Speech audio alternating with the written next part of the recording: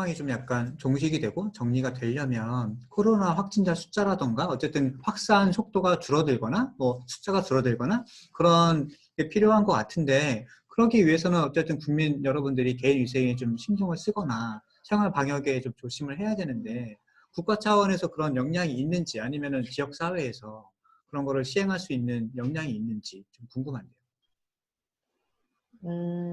네팔이 2015년에 대지진을 겪으면서 1차적인 개인 위생에 대해서 어느 정도 개선이 진행이 되고 있다고 저는 판단이 되는데요. 그 지진 이후에 이제 수인성 질환이라든가 이런 것 때문에 손 씻기, 뭐 쓰레기 처리 문제 등에 대해서 어느 정도 인식이 되어 있어요. 그런 상황이긴 하지만 이렇게 코로나 팬데믹을 겪을 정도의 감염병으로 인한 정부 대응은 지금 경험이 없는 상황이에요. 그래서 이런 공중보건에 대해서는 정부 차원에서 지금 아직 약간 더디게 움직인다는 느낌이 굉장히 강하고요. 지금 코로나로 인해서 그 검사 자체도 제대로 진행이 되지 않는 상황이고, 정부에서 저희에게 보여준 지도라든가 이런 걸 보면 인도하고 그 맞닿은 지역들, 국경 지역에서 지금 계속 확진자들이 발생을 하고 있고 저희가 과거에는 한 자리 숫자였는데 이게 한 달이 안 되는 시점에 지금 오늘 발표된 거는 101명이 됐어요. 이제 세 자리 숫자로 늘어나는데요, 확진자가. 이렇게 확진자가 늘게 된 이유 중에 하나는 그 검사 그 수량이 늘어났기 때문이라고 보고요. 그런데 문제는 이렇게 검사 수량이 늘어나면서 검사 키트가 이제 바닥이 나는 상황이 된 거예요.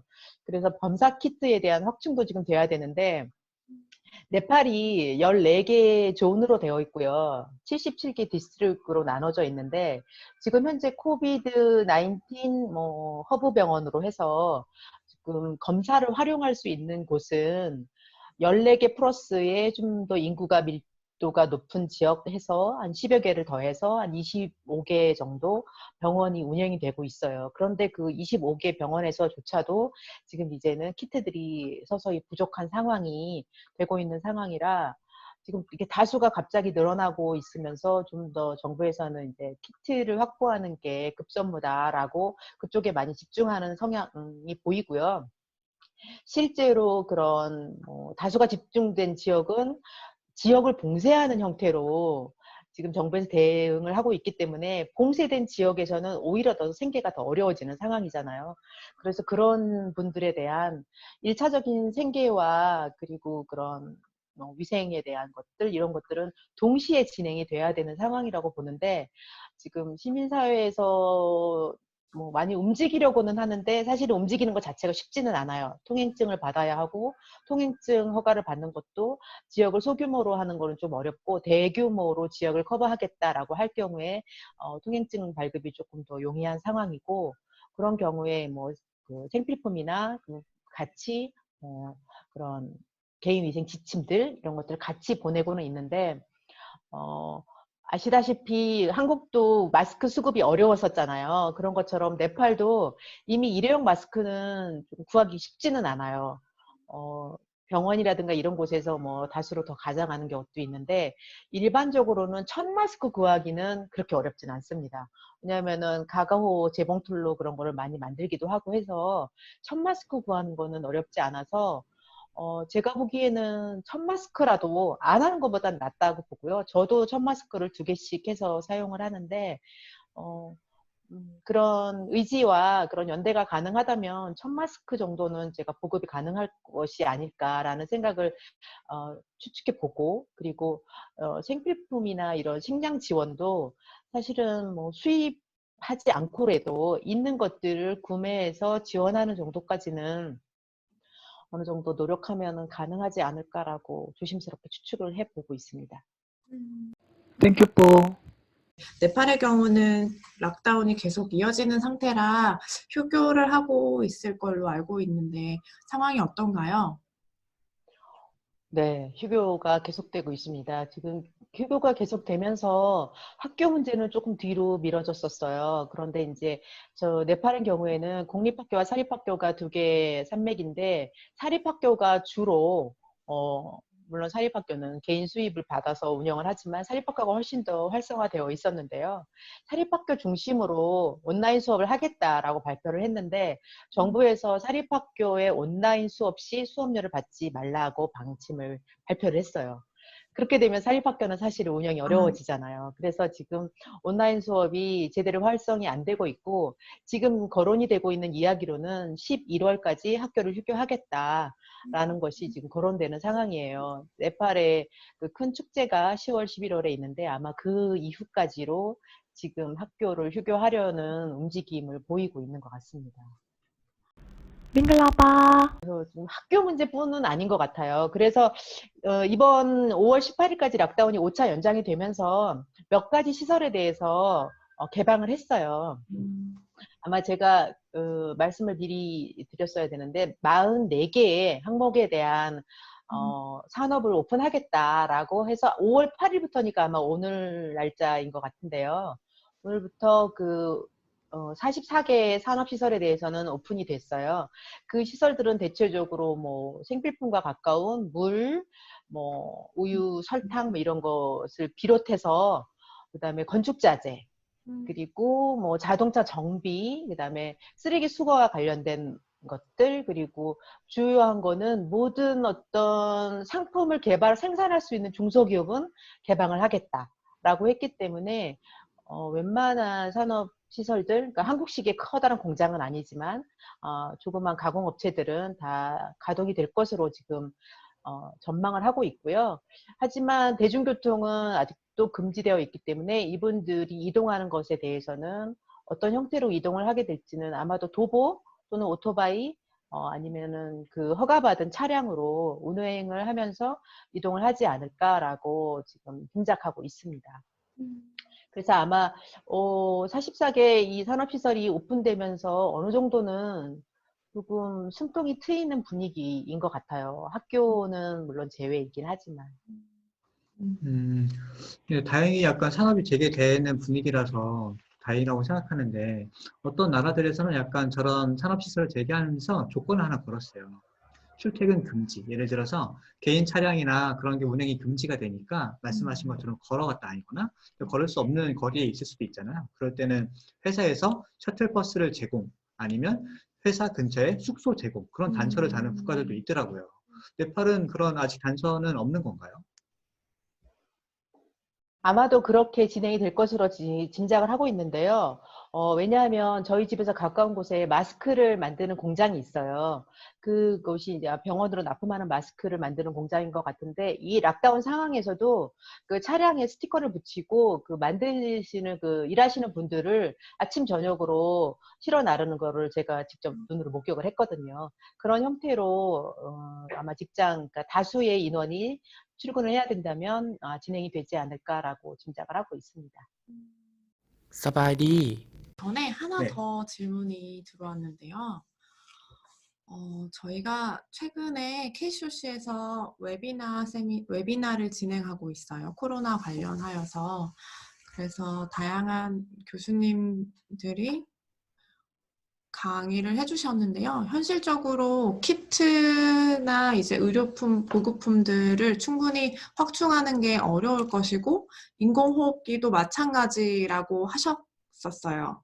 그래서 이런 경우에는 확진 환자가 폐렴으로 진행되어 사망하지 않도록 항생제를 충분히 지원하는 것이 필요하다고 언급을 하셨었는데, 네팔 정부는 혹시 이 예방 단계에서 사회적 거리 두기를 하고 있는 차원에서 대응 단계에서 현재 어떤 대책을 세우고 있는지 혹시 나눠주실 수 있을까요? 지금 현재 네팔에서는 대체적인 의약품은 인도로부터 수입을 해서 수급을 하고 있어요. 그런데 지금 이 코비드 19 그 팬데믹 상황에서는 일부 약품은 그렇게 들어오고 있고, 그리고 코로나 그 검사 진단 키트는 중국을 통해서 수입을 하고 있는데요. 지금 아까 처음에도 제가 그런 말씀을 좀 드렸지만, 공중보건에 대한 체계가 감염병을 경험하지 않은 나라기 때문에, 대량으로 경험하지 않은 나라기 때문에 체계가 아직은 확립이 되지 않았어요. 그래서 지금 뭐 보건 의료 인력의 확충이라던가 시설이라던가 아니면 그런 뭐 치료 도구들 뭐 이런 것들에 대한 게 상당히 부족한 상황이고요.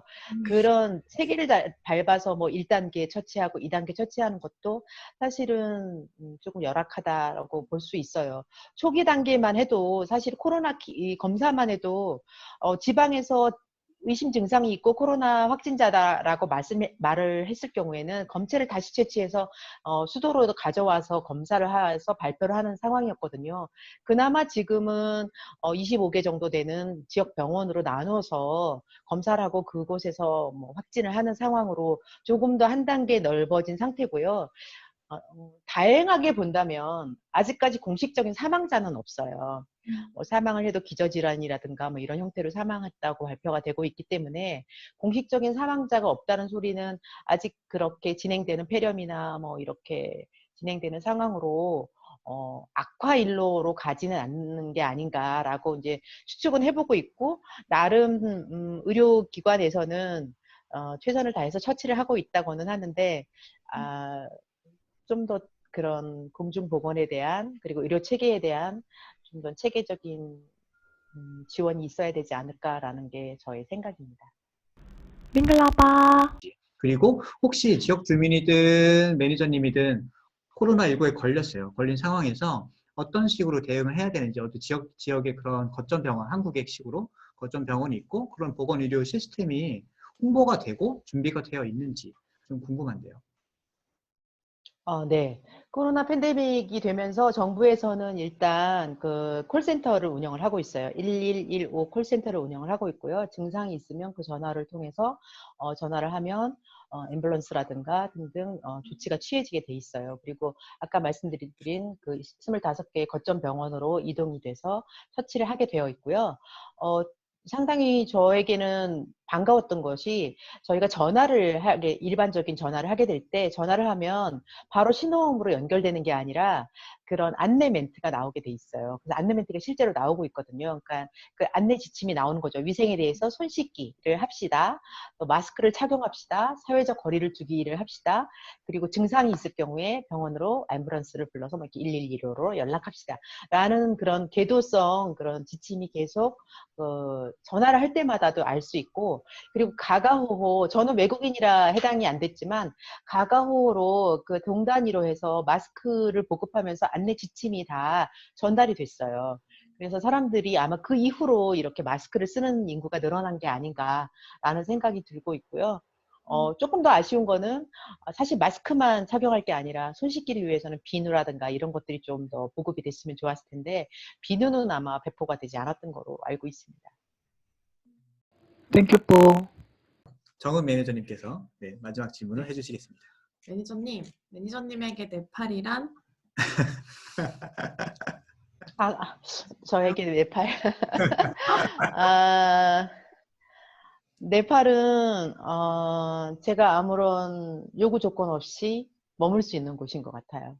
그러니까 뭔가 아무것도 바라지 않고, 저도 아무것도 기대하지 않아도 그냥 편안히 숨 쉴 수 있는 곳. 그래서 굉장히 고마운 곳이죠, 저에게. 그러니까 어떤 이해관계 없이 쉴 수 있는 곳이라는 생각이 들고요. 제가 2015년 대지진 때 네팔에 있었잖아요. 그때 사실 네팔 분들이 그런 피해 상황인데도 불구하고 어떤 사재기라든가 강도 상황이 발생하지 않았어요. 저는 그때 진짜 높은 시민 의식을 직접 눈으로 목격을 했는데요. 그때 많이 감탄한 것도 있고, 이번 이런 팬데믹 사태도 저는 네팔 분들의 그런 역량과 네팔 정부의 힘과 그리고 시민사회가 함께 연대해서 충분히 잘 극복할 것이라고 기대하고 있습니다. 네. 네팔 정말 사랑하시는 마음이 여기까지 느껴집니다. 네. 네. 건강하게 잘 지내시면서 네팔이 얼른 코로나19에서 좀 회복하고 일상생활로 돌아갈 수 있기를 저희도 기도하겠습니다. 네, 감사합니다. 네, 건강하게 잘 한국에서 꼭 지내시고요. 봬요. 한국에서 또 곧 봬요. 다음에 또 네. 뵐게요. 감사해요. 감사합니다. 네. 안녕.